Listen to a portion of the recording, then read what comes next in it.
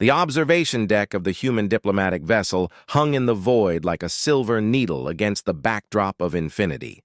Ambassador David Kane pressed his hand against the transparent wall and stared at the structure ahead.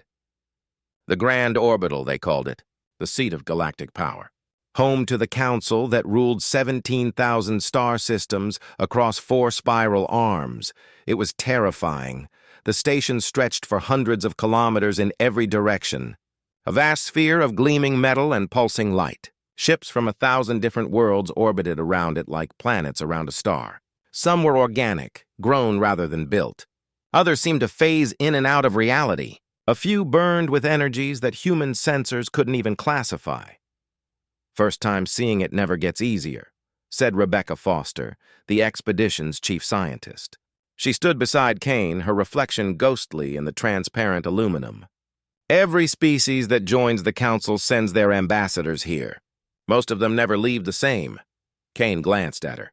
"What do you mean?" "The council doesn't just govern," Rebecca explained quietly.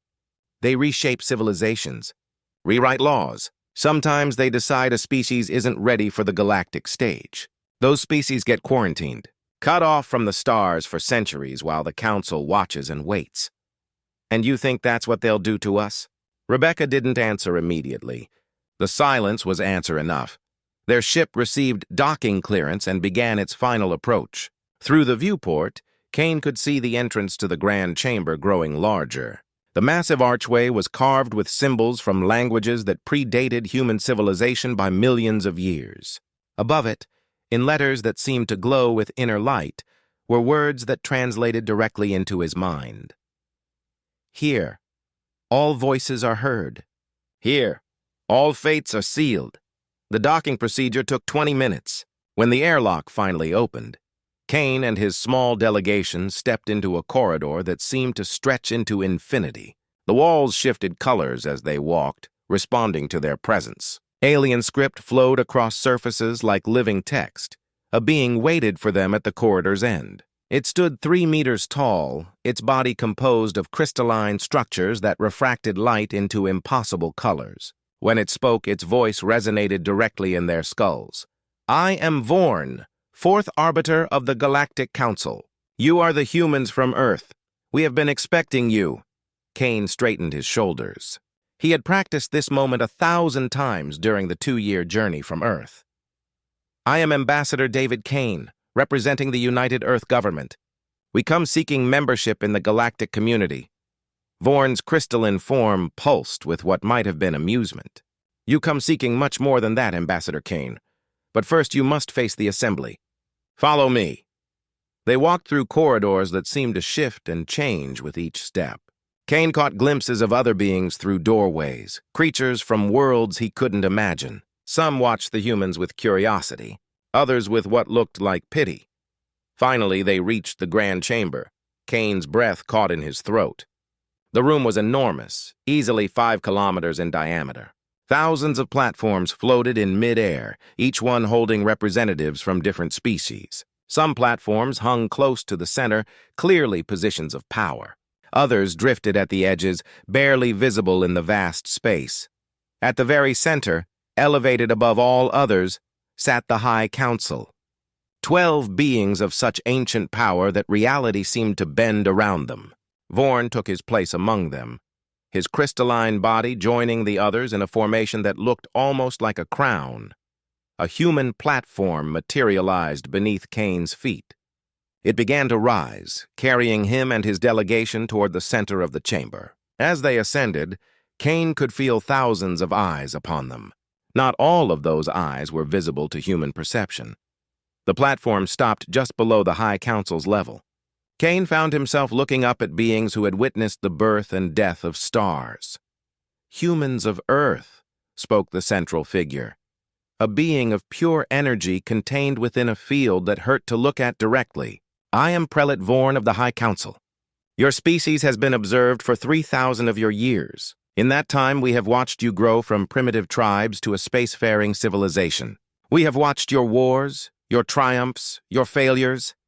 Kane felt his heart racing but kept his voice steady. "Then you know we're ready to join the galactic community." A ripple of sound moved through the chamber. It took Kane a moment to realize it was laughter. "Ready?" Another council member spoke, this one resembling a mass of tentacles wrapped around a core of darkness.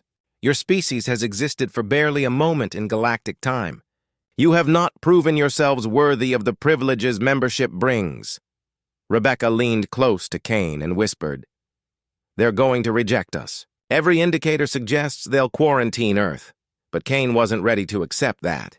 He had spent 2 years studying every scrap of information humanity had gathered about the Council. He had learned their protocols, their history, their weaknesses, and he had discovered something interesting. "With respect, High Council," Kane said, his voice carrying across the vast chamber, "we're not here to ask for membership. We're here to demand recognition under Article 17 of the Galactic Charter." The chamber fell silent. Even the constant murmur of alien conversations stopped. Prelate Vorn's energy field flickered. "Article 17 has not been invoked in over 12,000 cycles." "But it exists," Kane pressed. "Any species that achieves faster-than-light travel through independent innovation has the right to participate in Council deliberations. Not as a member, but as an observer with limited voting rights. That's the law you established to prevent stagnation in the galactic order." Another council member, this one appearing as a living constellation of stars, leaned forward. "The human is correct. Article 17 does grant such rights. However, it requires proof that the species achieved FTL technology without any outside assistance." Kane smiled. This was the moment he had been preparing for. "Our ship's AI contains complete documentation of our FTL development. Every equation, every failed experiment, every breakthrough. We developed quantum displacement drives independently over a period of 80 years. No alien contact, no stolen technology. Pure human innovation," he gestured, and holographic displays materialized around the human platform. Mathematical formulae, engineering schematics, historical records, all of it proving humanity's independent advancement. The High Council conferred among themselves in a language that made Kane's ears ache.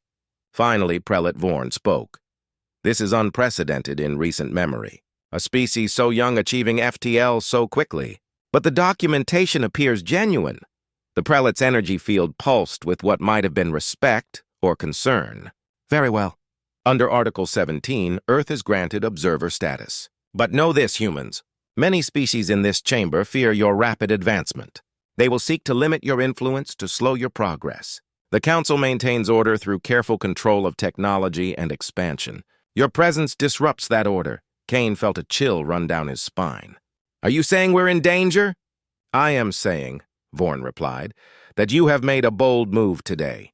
Whether it proves wise or foolish remains to be seen. The galaxy does not always welcome those who rise too quickly." As the human platform descended back to the chamber floor, Kane caught the expressions of the assembled aliens. Some looked impressed. Many looked hostile. A few looked calculating, as if already planning how to deal with this new element in galactic politics. Rebecca grabbed his arm as they exited the chamber. "That was risky. You just painted a target on humanity's back." "Maybe," Kane admitted. "But at least we're in the room now. At least we have a voice."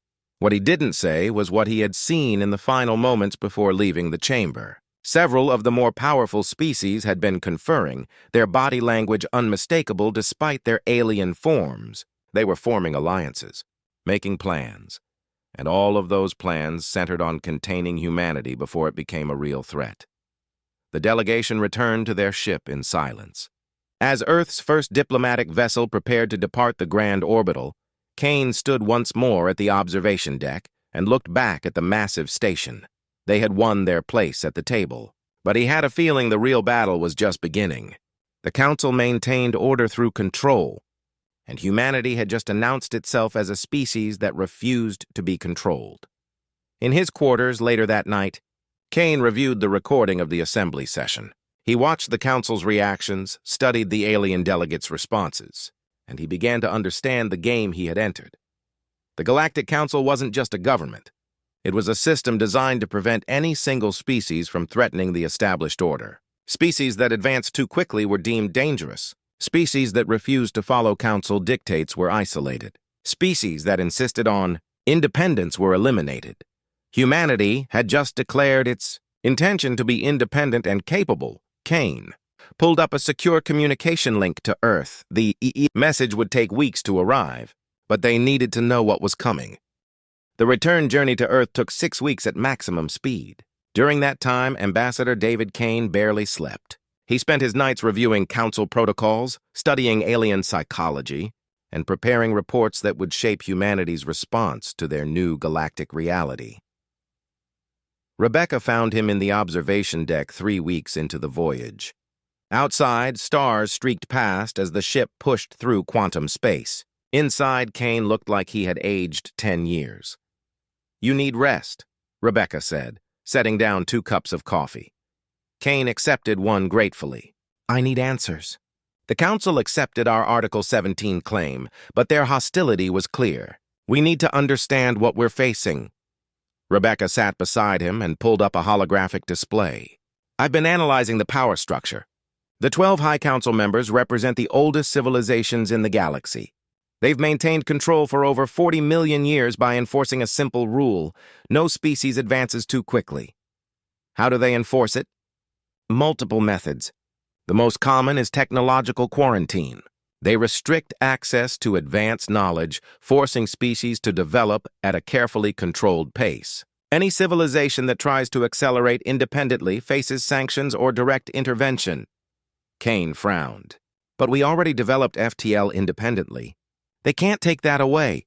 "No, but they can prevent us from going further.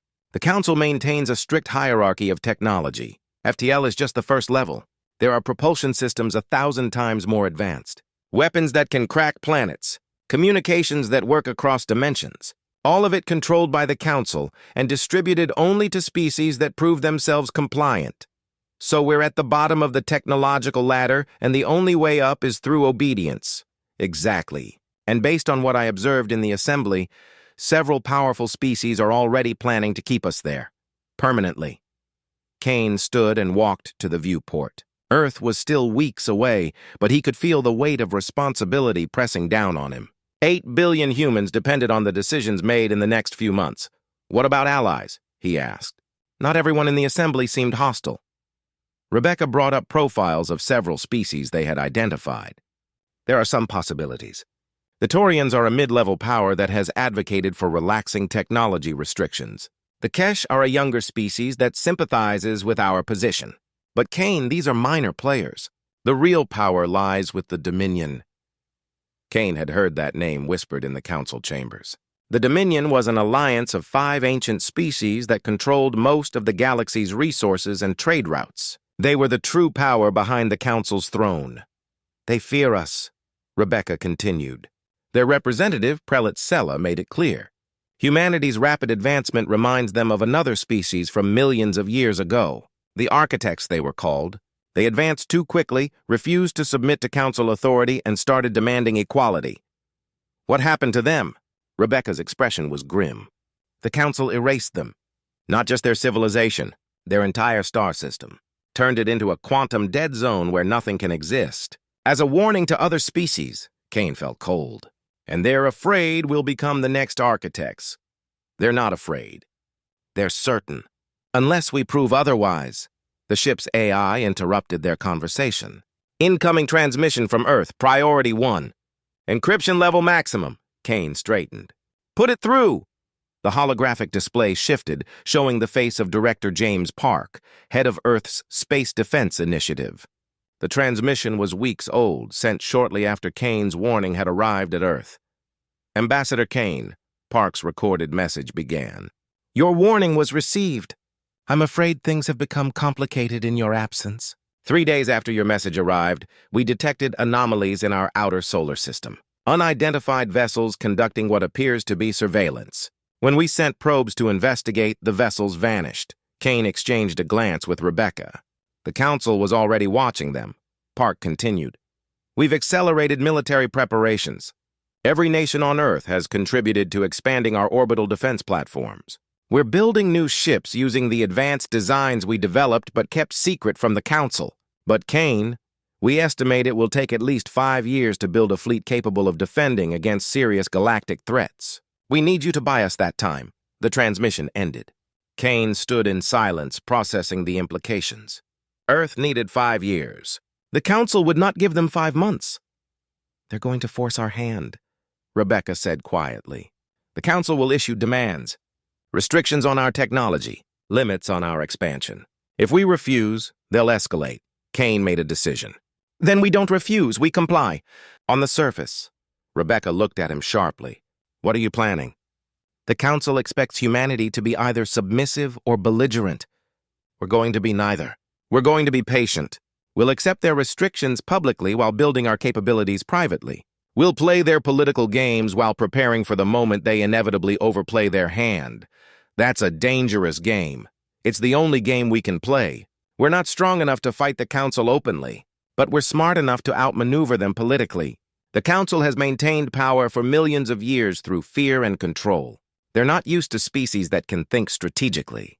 The ship entered Earth's solar system 2 weeks later. Kane immediately noticed the changes. Where there had been a few dozen human vessels before his departure, now there were hundreds. Orbital platforms bristled with weapons humanity had developed in secret. Fighter craft patrolled in formations that suggested serious military training. Earth had prepared for war. Kane's ship docked at the newly expanded Unity Station, humanity's largest orbital facility. Director Park met him personally in the docking bay. "Welcome home, Ambassador," Park said, extending his hand. "You've caused quite a stir." Kane shook his hand firmly. "The stir is just beginning. We need to talk. Privately." In a secured conference room, Kane briefed Earth's leadership on everything he had learned. The Council's power structure, the threat of technological quarantine, the fate of species that refuse to comply. "So we're facing a choice between submission and extinction," said President Lisa Moore, leader of the United Earth government. "Not exactly," Kane replied. "We're facing a choice between apparent submission and actual extinction. If we publicly defy the Council now, they will destroy us. They have the power and the precedent. But if we appear to comply while secretly preparing, we buy ourselves time." General Nathan Cross, Earth's military commander, leaned forward. "How much time are we talking about?" 5 to 10 years. Maybe longer if we play our cards right. The Council moves slowly because they think in terms of millennia. They won't expect us to build a credible defense force in less than a generation. "And when they realize we have?" Cross asked. Kane's expression was serious. "Then we better be strong enough that destroying us becomes too costly. The Council maintains power through overwhelming force, but they're risk-averse. They avoid conflicts that might weaken their position. If we can make ourselves into a genuine threat, they'll negotiate rather than fight." President Moore studied Kane carefully. "You're proposing we build a military force capable of threatening the most powerful government in the galaxy, while pretending to be peaceful. Do you understand how insane that sounds?" "I understand perfectly," Kane replied. "I also understand it's our only chance at survival." The room fell silent as the leadership absorbed his words. Finally, Rebecca spoke. "There's another factor we need to consider. Not every Council species is loyal. I identified at least 30 civilizations that chafe under Council rule. If we can build alliances with them, coordinate our efforts, we multiply our strength." "A rebellion," Cross said thoughtfully. "Not just humanity against the Council. Multiple species working together." "Exactly," Kane agreed. "The Council's greatest weakness is that they rule through fear rather than respect. Given an alternative, many species would choose freedom. We could be that alternative, President." Moore stood and walked to the window overlooking Earth. "You're talking about fundamentally changing the galaxy's political order." "I'm talking about survival," Kane corrected. "The Council will not allow humanity to exist as an independent power. They've made that clear. So we either submit to their control forever, or we change the system that makes their control possible." Park spoke up. "I've been running projections. If we dedicate every available resource to military expansion, we can have a defensive fleet ready in 4 years. Add 2 more years for offensive capabilities. But that assumes the Council doesn't notice what we're doing." "They'll notice," Rebecca said. "We need to give them something else to focus on. Make them think we're the compliant species they want us to be." Kane nodded slowly. "I'll return to the Council in 3 months. I'll present Earth's formal acceptance of observer status and our willingness to comply with all standard protocols. I'll be humble, cooperative, even submissive. While they're congratulating themselves on taming the humans, we'll be preparing the storm. 3 months later, Ambassador David Kane stood once again in the grand chamber of the Galactic Council. This time, the atmosphere was different. Where before there had been curiosity and uncertainty, now there was calculation. The Council had decided how to handle the human problem. Prelate Vorn's energy field pulsed as he addressed the assembly. Ambassador Kane, you return to present Earth's formal acceptance of Council protocols. Please proceed. Kane bowed respectfully. He had rehearsed this performance 1,000 times. Honored members of the High Council, Earth formally accepts observer status and pledges to uphold all protocols governing species at our level of development. We seek only to learn from the wisdom of elder civilizations and to contribute humbly to the galactic community. The words tasted like ash in his mouth, but Kane delivered them with apparent sincerity. Prelate Sella, representative of the Dominion, leaned forward. Your compliance is noted. However, the Council has concerns regarding humanity's rapid technological advancement.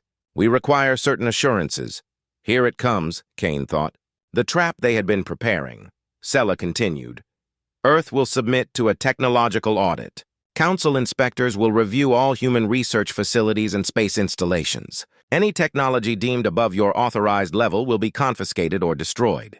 Furthermore, Earth will accept limits on its expansion. No colonies beyond your home system for the next 500 cycles. No military vessels exceeding Class 2 capabilities. No artificial intelligence research. These terms are non-negotiable. Kane felt anger flare but suppressed it. This was worse than they had anticipated. The Council wasn't just limiting Earth's growth. They were crippling it.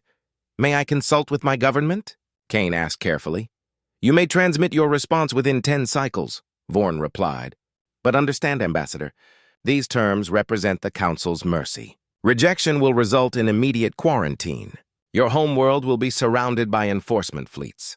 No ship will leave. No communication will escape. Earth will be isolated until your species learns compliance or dies trying to resist. The transmission back to Earth took 3 days. Kane spent that time gathering intelligence, meeting quietly with representatives from species sympathetic to humanity's position. What he learned was troubling. The Dominion had been preparing this move for months. They had convinced the Council that humanity represented an existential threat. The audit was designed to be so invasive that Earth would either have to reveal its secret military, programs, or refuse and face immediate consequences. It was a test humanity could not pass. Rebecca found Kane in his quarters, aboard the human diplomatic ship. Earth's response came through. They want to fight. President Moore is ready to reject the Council's demands. That would be suicide, Kane said. Maybe, but Director Park's analysis suggests we might survive the initial conflict. Earth's defenses are stronger than the Council knows. We could bloody their nose before they crush us. Kane shook his head. And then what? Even if we survive the first battle, the Council will bring overwhelming force. They'll turn Earth into an example just like they did to the architects. So we submit? Rebecca's voice was bitter. No, we adapt. Kane pulled up a star map showing human space and the surrounding regions. The Council's ultimatum has a flaw. They're so focused on controlling Earth that they've forgotten something important. We have colony ships already in flight. 4 vessels heading to uninhabited systems beyond Council jurisdiction. The Council hasn't detected them yet because they're using stealth technology we developed specifically to evade their sensors. Rebecca's eyes widened. You're talking about abandoning Earth. I'm talking about saving humanity. If Earth submits to the audit, we lose our advanced technology, but we survive. The colonies continue building our military capacity in secret. In 5 years, maybe 10, we emerge with a fleet the Council can't ignore. By then, we'll be too powerful to quarantine and too valuable to destroy. You're gambling with 8 billion lives. I'm ensuring humanity has a future. Earth can survive submission. What we can't survive is extinction. Kane transmitted his response to the Council the next day. Earth would accept the technological audit and comply with all restrictions. The human race would humble itself before galactic authority. The Council's reaction was satisfaction mixed with contempt. They had broken humanity's spirit before it could become a real threat, or so they believed. The audit began 2 weeks later. Council inspectors descended on Earth like locusts. They examined every research facility, every shipyard, every orbital platform. They found impressive technology for such a young species, but nothing that violated their restrictions. The advanced military systems, the AI cores, the experimental weapons, all of it had been moved months ago to secret locations. Director Park coordinated the deception personally. "The inspectors are thorough but predictable," he reported to Kane. "They're following protocols designed for species that lack our capacity for strategic thinking. They find what we want them to find and miss what we've hidden." The inspections took 3 months. During that time, humanity put on a show of compliance. Scientists surrendered research they had already copied and backed up. Military officers accepted limits on their forces while secretly training crews for ships the Council would never see. Politicians made speeches about cooperation while planning rebellion, and in the outer darkness, 4 colony ships reached their destinations. The colonies were established on worlds the Council had never bothered to survey. Remote systems with minimal resources but sufficient to support human life. The colonists were carefully selected: engineers, scientists, soldiers, all committed to humanity's independence. Rebecca visited the first colony 6 months after the audit ended. The settlement was modest, barely 5,000 people. But in orbit above the planet, construction had already begun on shipyards that would someday produce humanity's true military force. "It's not much," said Colonel Jack Norton, the colony's military commander. "But it's a start. Give us 5 years and we'll have a fleet. Give us 10 and we'll have an armada." Rebecca looked at the half-built shipyards and felt hope stirring. "The Council thinks they've contained us. They have no idea what we're building out here." "That's the plan," Norton agreed. "Let them watch Earth. Let them think they've won. While they're congratulating themselves, we'll be forging the weapons that will set humanity free." Back on Earth, Kane maintained his role as the compliant ambassador. He attended council sessions regularly, always humble, always deferential. He built relationships with other observer species, quietly spreading the idea that council rule was not inevitable. He planted seeds of doubt in civilizations that had never questioned their place in the galactic order, and he waited. The council began to relax. Human compliance seemed genuine. Earth's technological development had been frozen at an acceptable level. The threat had been neutralized. They did not notice the subtle changes occurring across human space. The way Earth's economy was shifting toward deep space resource extraction. The increasing number of ships making long voyages to the outer system. The communications networks being established that bypassed council monitoring. 1 year after the audit, Kane sat in his office on Unity Station and reviewed reports from the colonies. Production was ahead of schedule. The first prototype warships would be ready for testing within a year. The technology being developed exceeded anything in Council arsenals. President Moore's face appeared on the secure channel. "The plan is working." But Kane, we're reaching a critical point. Soon our activities will become too large to hide. The Council will notice. "I know," Kane replied. "Which is why we need to accelerate Phase 2. It's time to start building our alliance." "You think other species will join us?" "Some will. The Taurians are already making inquiries. The Kesh have expressed interest in cultural exchanges that are clearly covers for military cooperation. Even some Dominion subjects are sending signals. The Council's control is not as absolute as they believe." Moore nodded slowly. "Do it. But Kane, understand what you're starting. Once we begin openly coordinating with other species, the Council will know something is wrong. They'll investigate. And when they discover what we've built, then we better be ready," Kane finished. "Because the moment they find out, the real war begins." After the transmission ended, Kane stood and looked out at Earth. The planet appeared peaceful from orbit, but he knew the truth. Beneath that facade of compliance, humanity was sharpening its claws, building weapons, forging alliances, preparing for the moment when they would stand before the Council not as supplicants, but as equals. The Council had tried to contain humanity. They had imposed their restrictions and assumed obedience. They were about to learn that humans did not accept chains, not from their own kind, and certainly not from alien overlords who mistook patience for weakness. The storm was gathering, and when it finally broke, the galaxy would never be the same. The alliance began small, secret meetings on neutral stations, coded transmissions between species who had never before dared to question council authority. Ambassador David Kane moved through this shadow network like a ghost, building connections that would have been impossible through official channels. The Taurians were the first to commit. Their representative, Ambassador Jor, met Kane in a private chamber deep within an asteroid mining station. "My people have suffered under council restrictions for 8,000 years, Jor said, his reptilian features showing rare emotion. "We developed quantum communications centuries ago. The council confiscated our research and imprisoned our scientists. They said it was for galactic stability. It was really about maintaining their monopoly on advanced technology." Kane understood. The council's greatest weapon was not their military might. It was their control of knowledge. By restricting which species could access which technologies, they created an artificial hierarchy where older civilizations maintained permanent dominance. "What we're proposing is dangerous," Kane warned. "If the Council discovers our alliance before we're ready, they'll crush all of us." "They'll crush us eventually anyway," Jor replied. "Better to fight and possibly win than to submit and definitely lose. My government is prepared to commit resources to your cause: ships, weapons, intelligence. We cannot match the Dominion's power, but we can make their victory costly enough that they think twice about forcing conflict." Over the next 6 months, the alliance grew. The Kesh joined, bringing with them expertise in stealth technology. The Mordain contributed their industrial capacity.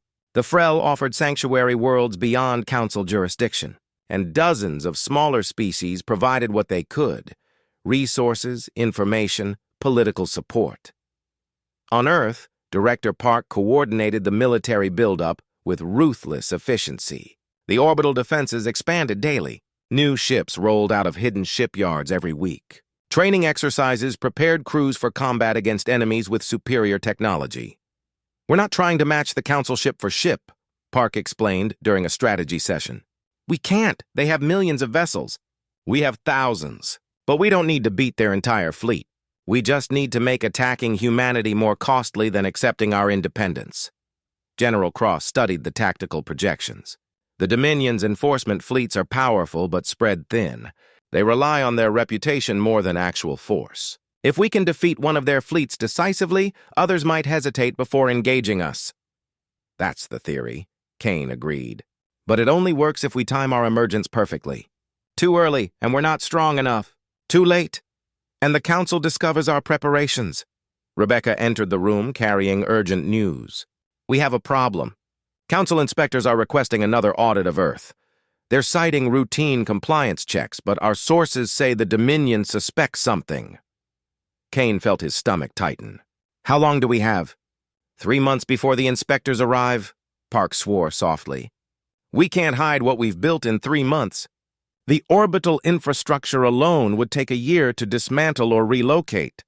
"Then we don't hide it," Kane said, making a decision that would change everything. "We reveal it, but on our terms. We schedule a council session and announce that Earth has developed new defensive capabilities. We frame it as compliance with our right to self-defense under Article 43 of the Charter." "Article 43 allows limited defensive forces," Rebecca objected. "We've built far more than that, which is why we need to change the narrative before the council can. We go public, show limited portions of our capability, and claim it's all within our rights. The council will dispute that, of course. But by then, we'll have revealed the alliance, other species standing with us. The council will have to choose between negotiating new terms or risking a war they might not win cleanly. It was a massive gamble, but they were out of time for safe options. The council session 3 weeks later would be remembered as the revelation. Ambassador Kane stood in the grand chamber with representatives from 15 allied species beside him. The sight alone was unprecedented. Observer species did not form coalitions. Prelate Vorn's energy field crackled with anger. "What is the meaning of this?" Kane projected holographic displays showing Earth's orbital defenses. Not everything, but enough to prove humanity had advanced far beyond their authorized level. "Honored Council, Earth and our allies formally request renegotiation of technology restrictions. We believe the current system is unjust and unsustainable." Chaos erupted in the chamber. Thousands of alien voices rose in shock, anger, and fear. The Council had maintained order for millions of years through control. Now that control was being openly challenged, Prelate Sella materialized in fury. This is treason. All species involved will face immediate sanctions. Earth will be quarantined effective immediately. Under what authority? Kane challenged. We have violated no laws. Article 43 allows defensive forces. Article 17 grants us observer status. What law have we broken by exercising our rights? You have conspired against the Council, Sella hissed. You have formed unauthorized alliances. You have developed restricted technologies. We have formed friendships, Kane corrected. We have developed innovations through legal research. And we have prepared to defend ourselves because the Council has made clear they view rapid advancement as a crime. We refuse to be punished for being capable, Jor stepped forward. The Taurian people stand with humanity. We demand reform of the technology restriction system. One by one, the Allied ambassadors added their voices. The chamber had never heard such coordinated defiance. Prelate Vorn raised his power, silencing the chaos. You speak of rights and justice, but you forget that the Council maintains order through strength. We could destroy all your homeworlds within a cycle. You could, Kane agreed calmly. But at what cost? We have 47 allied species now. Destroying all of us would require mobilizing your full military might. That would leave the rest of the galaxy undefended. Other species would see the opportunity and strike. You might kill us, but you would bleed doing it. Is maintaining your monopoly worth that risk? The question hung in the air. Kane had spent 2 years studying Council psychology. They were ancient, powerful, but also cautious. They had maintained dominance by avoiding costly conflicts. A war against a determined alliance would be exactly the kind of costly conflict they avoided. The High Council conferred privately for hours while the Assembly waited in tense silence. Finally, they returned with their decision. The Council recognizes that certain species have advanced to a point where traditional restrictions may require adjustment, Vorn announced. We propose a compromise. The allied species will submit to limited inspections to verify their defensive intentions. In exchange, they will receive upgraded observer status with expanded technology access and limited voting rights on matters affecting their security. We accept the proposal for negotiation, Kane said carefully. But any inspection regime must be reciprocal. If we open our facilities to Council review, the Council must open their research archives to Allied access. Sella's form flickered with rage. Impossible. Council archives contain knowledge that could destabilize... That could challenge your monopoly, Kane interrupted. Which is exactly why access must be equal. Either we trust each other or we prepare for conflict. Choose. The standoff lasted for 3 days. Behind the scenes, Kane negotiated with more moderate council members. He showed them projections of what a galactic war would cost. He demonstrated that the allied species were not seeking dominance, just equality. He convinced them that reform was safer than resistance. Finally, an agreement was reached. The Council would maintain general authority over galactic governance, but observer species with sufficient development would gain expanded rights. Technology sharing would become more open. Inspections would be mutual. It was not full equality, but it was a massive shift in power dynamics. On Earth, celebrations erupted. Humanity had faced the most powerful government in the galaxy and forced them to negotiate. The impossible had become real, but Kane felt no joy. As he reviewed the treaty terms, he saw what others missed. The Council had agreed to reform because they calculated it was safer than war. But that calculation could change. The Dominion had not forgotten this humiliation. They would be planning their response. Rebecca found him staring out at Earth. We won. Why do you look like we lost? Because this isn't over, Kane replied. We forced the Council to back down today, but we've made permanent enemies. The Dominion will never accept this new order. They'll wait, rebuild their strength, and when they're ready, they'll come for us. Then we keep building, Rebecca said firmly. We make ourselves so strong they never dare attack. Kane nodded slowly. That's exactly what we'll do. And while we're building, we'll be preparing for the moment when diplomacy fails and the real war begins. In the shadows of the Dominion's fortress worlds, Prelate Sella convened her inner circle. The humans think they've won. They've forced us to accept their presence, but this is only temporary. We will find the moment when they're vulnerable, and then we will remind the galaxy why the Council's rule has lasted for millions of years. 2 years passed. The Alliance flourished. Technology sharing between Earth and allied species produced innovations that startled even Council observers. Human creativity combined with alien knowledge created hybrid technologies that defied conventional understanding. Director Park stood in the command center of Earth's new flagship, the Defiant. Around him, holographic displays showed the full scope of humanity's military power. 500 warships, thousands of fighters, defense platforms that could shred incoming fleets, and weapons systems that made even the Council's arsenals look primitive. "We've achieved something remarkable," Park said to Kane, who had come to inspect the preparations. "In 2 years, we've built a force that could challenge a Dominion enforcement fleet." "One fleet," Kane corrected. "The Dominion has hundreds. This is just the beginning. But it was a hell of a beginning. The Defiant alone was a masterpiece of hybrid engineering. Human strategic thinking had produced a vessel designed not to fight like Council ships, but to exploit their weaknesses. It was faster, more maneuverable, and carried weapons that targeted the quantum signatures of Council shield technology. In orbit around Toria, Ambassador Jor inspected his own species' military resurgence. The Torians had built 43 warships, using knowledge they had been denied for millennia. Other allied species showed similar growth. The balance of power in the galaxy was shifting. The Council noticed, of course. Debates in the Grand Chamber grew heated as conservative members demanded action against the Alliance's expansion. But the moderate faction, led by Prelate Vorn, counseled patience. War remained too costly. Better to contain the Alliance through political means. Prelate Sella disagreed violently. In the Dominion's inner sanctum, she addressed the Council's most powerful military commanders. "The humans and their allies grow stronger every day. We gave them space to breathe, and they've used it to build weapons pointed at our hearts. We must act before they become unstoppable." War Marshal Krell, commander of the Dominion's largest fleet, studied tactical projections.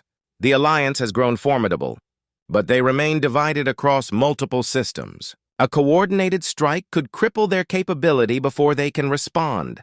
"I propose we designate the Alliance a threat to galactic stability," Sella declared. "We mobilize our full force. We strike simultaneously at Earth and every allied homeworld. We end this rebellion before it spreads further." Not all the Dominion leaders agreed. Some feared the cost of such a war. Others worried about other species seizing the opportunity to challenge Council authority while they were engaged elsewhere. But Sella was persistent and cunning. Over months, she built support for her position. The decision finally came during a closed Council session. A vote was taken among the 12 High Council members, 7-5. The Alliance would be declared a threat. Military action was authorized. Intelligence networks carried the news to Kane within hours. He stood in his office on Unity Station, reading the intercepted Council orders, feeling the weight of what was coming. "They're mobilizing," he said to the assembled leadership in an emergency session. "The Dominion is committing 800 ships to the attack. They'll hit Earth, Toria, Kesh Prime, and 12 other allied worlds simultaneously. Estimated time until attack, 30 days. President Moore looked pale. "Can we win?" "Not if we defend separately," Kane replied. "The Dominion is counting on us being spread across multiple systems. They'll overwhelm each world one by one. Our only chance is to concentrate our forces." General Cross pulled up strategic maps. "If we abandon the outer colonies and focus everything on Earth, we might hold. But millions will die in the systems we leave undefended." "There's another option," Rebecca said quietly. "We don't defend. We attack." The room fell silent. She continued, "The Dominion strategy assumes we'll behave like Council species and defend our homeworlds at any cost. But we're human. We think differently. While they're advancing on our worlds, we strike at theirs. We hurt them badly enough that they have to recall their fleets to protect their own territory." Park studied the projections. "It's insane. We'd be leaving Earth vulnerable. Earth will have defensive platforms and 200 ships," Rebecca countered. "That's enough to hold against a first wave. Meanwhile, our main fleet hits the Dominion's industrial centers. We cripple their shipyards, destroy their supply lines. We turn their strategy against them." Kane felt the idea crystallizing. It was crazy. It was desperate. It was also the only plan that gave them a chance. The allied species would have to agree, he said. This means coordinating a galactic-scale offensive while our homeworlds face attack. Jor's hologram appeared. The Taurians are with you. My people have waited 8,000 years for this moment. We will strike. One by one, the allied ambassadors pledged their forces. In 30 days, the Alliance had mobilized the largest coalition fleet in recorded history. 600 ships from 20 species, all committed to a single, desperate gamble. The Dominion's attack began with overwhelming force. Enforcement fleets emerged from hyperspace around allied worlds, weapons blazing. On Earth, alarm screamed as council ships appeared in the outer system. President Moore gave the order from the command bunker. All defensive platforms engage. Show them what happens when they threaten our home. The battle for Earth was brutal. Council ships were individually superior, but Earth's defenders fought with desperate creativity. They used the planet's gravity well as a weapon, luring enemies into trajectories that made them vulnerable. They deployed swarms of autonomous drones that overwhelmed enemy targeting systems. They sacrificed ships to create openings for devastating attacks. After 6 hours of combat, the Council's first wave broke. They had destroyed 30 human vessels, but they had lost 70 of their own. The survivors withdrew to regroup, astonished by the ferocity of Earth's defense. Similar scenes played out across allied worlds. The Taurians bloodied their attackers. The Kesh fought with suicidal bravery. The Mordain held their lines against impossible odds. But the real blow fell elsewhere. The Alliance's main fleet, led by the Defiant, struck deep into Dominion territory. They bypassed defended systems and hit infrastructure targets the Council had never thought to protect. Shipyards vanished in nuclear fire. Supply depots were reduced to debris. Trade routes were severed. Kane stood on the Defiant's bridge as they emerged from hyperspace near the Dominion's primary construction facility. The massive orbital complex stretched for hundreds of kilometers, building the dreadnoughts that maintained Council supremacy. "Target all weapons," Kane ordered. "Maximum firepower. We're going to send a message the Council will never forget." The Defiant's main cannon fired, a beam of concentrated energy that tore through the construction facility's shields like paper. Secondary batteries added their fire. Around them, Allied ships unleashed everything they had. The construction facility broke apart in sections. Explosions rippled across its surface. Incomplete warships drifted free, their construction permanently halted. In 10 minutes, the Alliance destroyed manufacturing capacity it had taken the Dominion decades to build. Prelate Sella watched from the Council's war room as damage reports flooded in.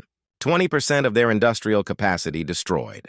57 major facilities damaged or destroyed. Supply lines severed. And the Alliance fleet was already jumping to their next target. "Recall the enforcement fleets," she ordered, her voice hollow. "We need to defend our territory." "But the Allied homeworlds," one commander protested. "Forget the homeworlds. If we lose our industrial base, we lose everything. Recall every ship, now." Across the galaxy, Council fleets abandoned their attacks and rushed home to defend Dominion space. The siege of Earth lifted after 18 hours. Allied worlds, battered but unbroken, watched their enemies flee. The Alliance had survived. More than that, they had won. Kane stood in the Grand Chamber 3 weeks later. But now he stood on a platform equal in height to the High Council's positions. The Alliance had earned that right through blood and fire. Prelate Vorn spoke, his energy field dim with exhaustion. "The Council acknowledges that circumstances have changed. We propose a new arrangement. Full membership for all allied species. Equal access to technology. Mutual defense treaties. In exchange, you will cease attacks on Council territory." Kane looked at the faces around him. Human, Taurian, Kesh, Mordain.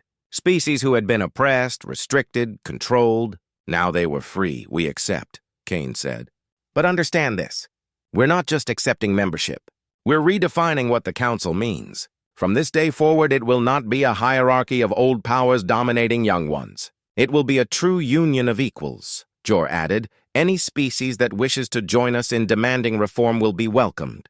The age of the Dominion's monopoly is over." The assembly erupted not in protest, but in cheers. Hundreds of species, liberated by the Alliance's courage, raised their voices in celebration. The old order was crumbling. A new one was being born. On Earth, celebrations lasted for days. Humanity had faced extinction and emerged victorious. They had challenged an empire that had ruled for millions of years and forced it to change. Director Park found Kane watching the celebrations from Unity Station. "We did it. We actually did it,"